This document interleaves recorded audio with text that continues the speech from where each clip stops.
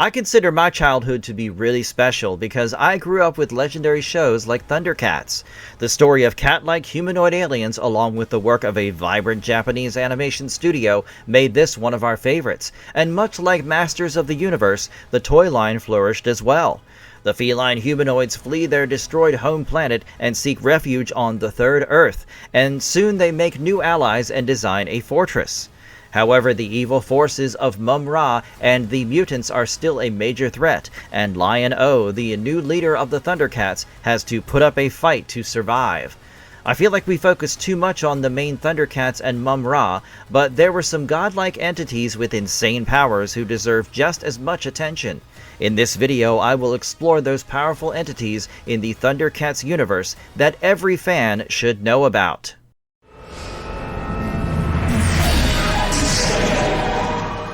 The Ancient Spirits of Evil. I would have loved it if the stories gave more time to the Ancient Spirits of Evil, because these four demonic phantoms are actually the masters of Mumm-Ra and also the source of all his powers. Talk about the real villain, and these are your guys. They inhabit four giant stone statues that are arranged around a magical cauldron deep inside the Black Pyramid, which is the home of Mumm-Ra on Third Earth. These might seem like inert stones, but when the Ancient Spirits come to life, their eyes glow red, and I still remember their iconic booming voice that used to scare me quite a bit back in the day. The Ancient Spirits are also capable of voluntarily bringing the statues to life in order to attack an intruder, if someone is daring enough to venture into this deadly territory. These four Ancient Spirits of Evil are the ones who transformed Mumm-Ra from a helpless mummified state to a powerful ever-living form. Every time Mumm-Ra wants to change his living form, he has to summon the Ancient Spirits, and even when he has to morph into some other distinguished forms, he needs their help. Now, coming back to the statues that embody the Ancient Spirits, we have the crocodile, wild boar, vulture, and minotaur form. The cartoon series only mentions the vulture form as the Vulture King. I guess it is pretty clear by now that the Ancient Spirits are the source of Mumm-Ra's powers, and he functions at their mercy. Even his knowledge and information about various ancient and mystical objects are derived from these Ancient Spirits. The Ancient Spirits of Evil want the ThunderCats destroyed, and they sometimes come up with evil schemes to get the job done, and Mumm-Ra is their agent of destruction. There was a time when the ThunderCats used to exploit the fear of Mumm-Ra on his own reflection, and the Ancient Spirits removed this fear as well following the explosion of the Star of Thundera. Moreover, they gave him additional power in the form of a powerful green energy. I used to love it when Mumm-Ra got punished for failing in his task or when he dared to challenge the Ancient Spirits, but luckily for him, they always gave him a second chance. While they are indeed all-powerful godlike entities, the power of the Ancient Spirits only work within the Black Pyramid, which is why they never leave the place and make Mumm-Ra do their bidding. You are but insects to the power of Mumm-Ra!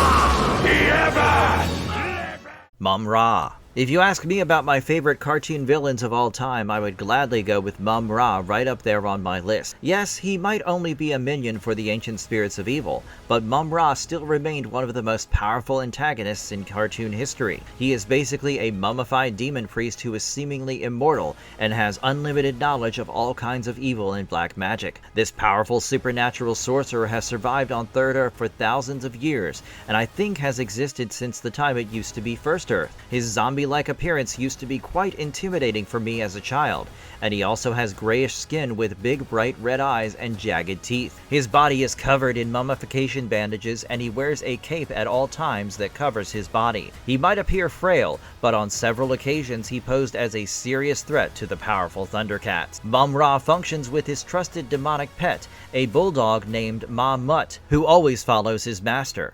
And he lives in the infamous Black Pyramid that I have already spoken about in this video. There is a clear Egyptian influence that you can see in this character, from his name to his appearance and his residence. He recharges himself inside the Black Pyramid, where he rests inside his tomb in a giant cauldron filled with magical bubbling pink water. While his primary appearance does not resemble a physical, powerful individual, he is capable of transforming into a 9 feet tall and muscular form courtesy of the ancient spirits of evil. Among his crazy supernatural abilities, he can cast magic spells, shoot energy bolts from his hands and eyes, and change his appearance at will. My personal favorite is his Mumm-Ra, the all-powerful form, where he absorbs the entire power of the ancient spirits and becomes almost invincible. His primary motive is to get rid of the ThunderCats and rule Third Earth alone, and he has several mercenaries like Captain Shiner, Driller, and the Berserkers, along with evil spirits to do his bidding. It is ironic that such a powerful villain shuddered at the sight of his own reflection,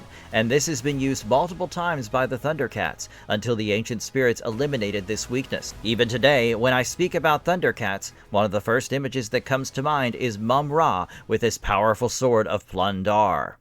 Guardians of the Crown, bring forth the Sword of Omens. Jaga, the mentor of ThunderCats. Well, ThunderCats is not just about the evil forces, and you have godlike entities like Jaga as well, who mentors the ThunderCats and guides them in this harsh environment. He used to be the greatest warrior of Thundera, the home planet of the ThunderCats, and he was said to be the wisest of them all. In a way, Jaga was the founder and leader of the ThunderCats, who developed the whole philosophy of defending peace and justice and keeping the code of Thundera alive. He also had a connection with Lion-O, the leader of the ThunderCats on Third Earth, because he used to be friends with Lion-O's father. He cared for Lion-O and loved him like his own son, and Jaga was actually the true master of the Sword of Omens, where the Eye of Thundera was the greatest source of power of the ThunderCats. Unfortunately, Jaga was the one unknowingly responsible for the destruction of Thundera when he defeated Ratilla and seized Plundar's sword and cast it into the deepest canyon on Thundera. The sword attempted to escape, and this caused the powerful tremors that eventually destroyed the planet. He was the one leading the exodus from Thundera in a ship that carried a 12-year-old Lion-O, but after the ship was attacked and damaged, the ThunderCats had to complete the journey in suspension capsule. Jaga chose to sacrifice himself by piloting the ship to their new home, and he died before it reached Third Earth. However, his spirit form continued to appear before Lion-O and became a guiding force as the young leader navigated the challenges. I would certainly consider him to be a godlike entity because of his super powerful life and afterlife, where he continued to serve as a useful medium for the survival of the ThunderCats.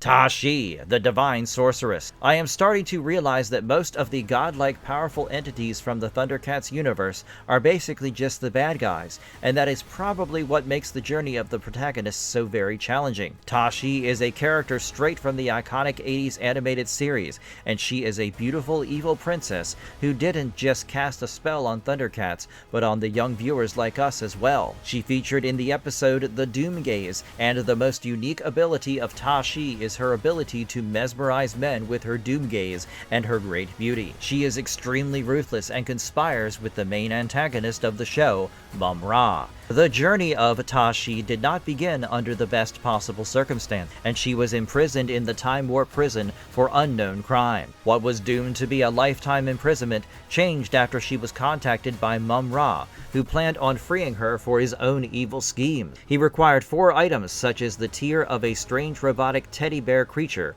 the shoe of a unicorn, a tuft of hair from a cheetah, and a hero to take her place. Lion-O and Chitara discovered that Tashi was almost freed and they tried to stop her, but Tashi was far too powerful and mesmerized Lion-O. She even tried to send him to the Time Warp prison, and it took the heroics of Chitara, who could withstand her gaze because she was a woman. Tashi was sent back to her eternal prison, but even her limited appearance was enough to pose a serious threat to their existence.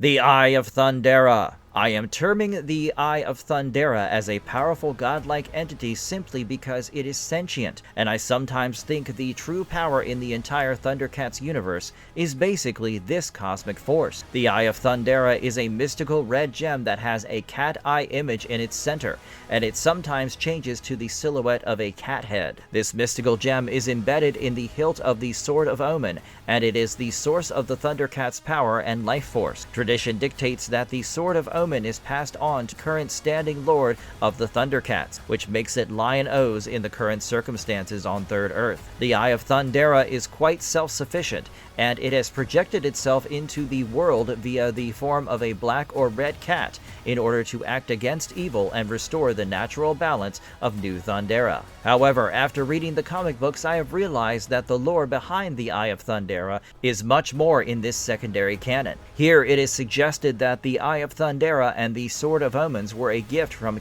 Mountain and an ancient source of power that was later discovered by Leonis the Wanderer, an ancestor of Lion-O. According to the Wildstorm Comics narrative, the sword was forged by the blacksmith Tigress as a gift for Lord Kugartha, and it was made to give the Lord of the ThunderCats a formidable weapon. Among the powers of the Eye of Thundera is the comic force that can summon the ThunderCats, act as a sixth sense, and preserve their life force, aside from being a deadly weapon to be used against the enemy. It is fully sentient, as I said already, and it can act on its own free will. I don't think Lion-O and his ThunderCat allies would have survived against such overwhelming odds had it not been for this mighty cosmic power at their disposal.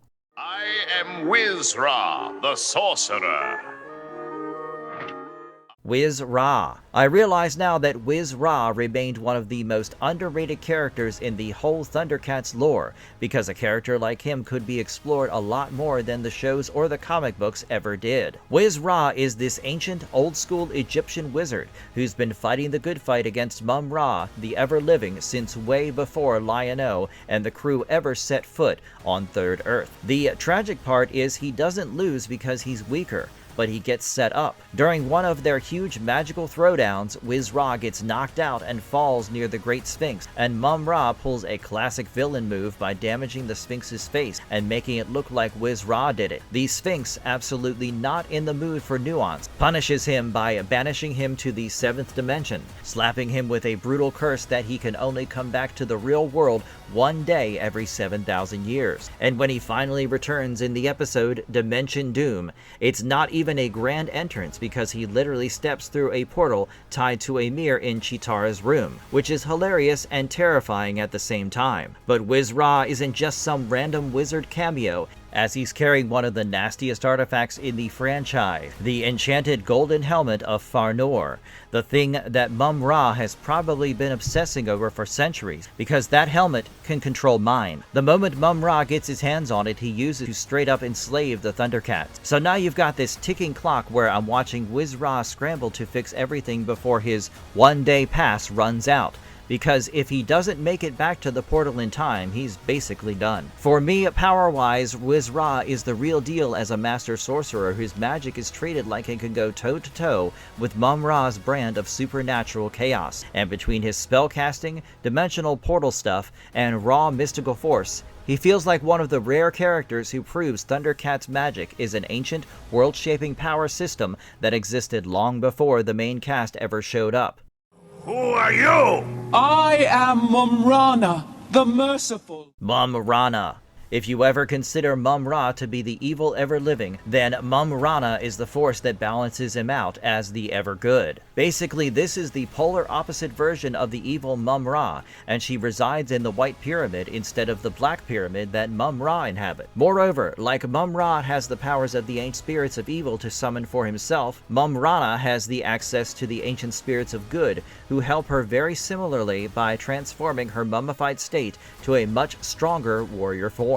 We don't know much about the past of Mumrana, but assuming that she is a cosmic force of nature, I would assume that she existed for as long as Mum-Ra just to counter his evil. She defeated Queen Luna and stripped her of her magical belt. Just like Mum-Ra, Mumrana also rests in the White Pyramid to replenish her powers, and even her appearance is somewhat similar as a mummified entity and a transformed warrior form. She has been portrayed as someone who is so powerful that she could easily defeat the mutants Queen Luna in battle. She even defeated the ThunderCats one time almost effortlessly, since she was under the spell of Mumm-Ra. That being said, there have been a few indications that she is not as powerful as Mumm-Ra, and she was overwhelmed by him when they faced off. I love the idea of balancing the two sides of energy like a perfect equation, where there is the good to balance out the evil and maintain a natural balance. And Mumm-Ra is the kind of backing the ThunderCats need to stand a chance in this cosmic battle of good versus evil.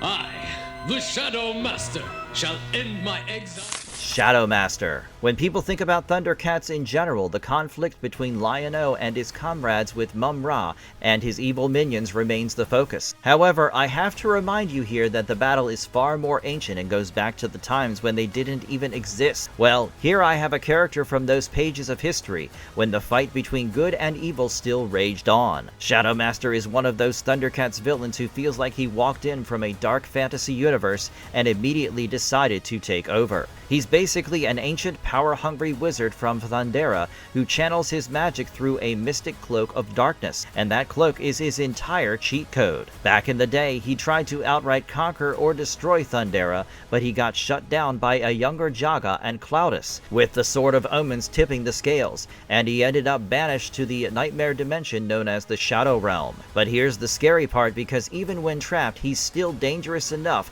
to strike at the worst possible moment. Right before Thundera's destruction, an eclipse gives him the opening he needs, and he kidnaps Cloudus, keeping him imprisoned like a trophy in the Shadow Realm, which instantly turns Shadowmaster into a deeply personal nightmare for Lion-O. In the bigger lore, he's not just another bad guy, but a legit threat to the power hierarchy of evil itself, because he actually tries to bargain with the ancient spirits of evil by offering to destroy the ThunderCats, basically trying to earn a promotion and push Mumm-Ra out of the spotlight. That rivalry is what makes him so interesting, because Mumm-Ra doesn't even sabotage him out of heroism, and he does it because he's terrified Shadowmaster might replace him. Power-wise, Shadowmaster is absurd, as he can fire mystic energy bolts, conjure twisted monsters straight out of his shadow cloak, and summon creatures like a Shadowbat servant to steal and manipulate from a distance. And the most godlike part is the vibe of inevitability, because fighting him is surviving a living dimension of darkness, where he makes the rule, and I will never forget that he came closer to wiping out the ThunderCats than almost anyone, and he would have pulled it off if other villains hadn't gotten paranoid and meddled. Working on this video has made me really nostalgic while revisit powerful and unique characters. Truly, ThunderCats was one of its kind, and they don't make shows like this anymore with such a memorable premise and action-packed episode. The lore may have been expanded across comic books, but for me, the special memories come from the 80s series and even the later reboot. Let me know in the comments below which one of these godlike characters impressed you the most, and also share your favorite moments from the shows that captured the fan base of an entire generation.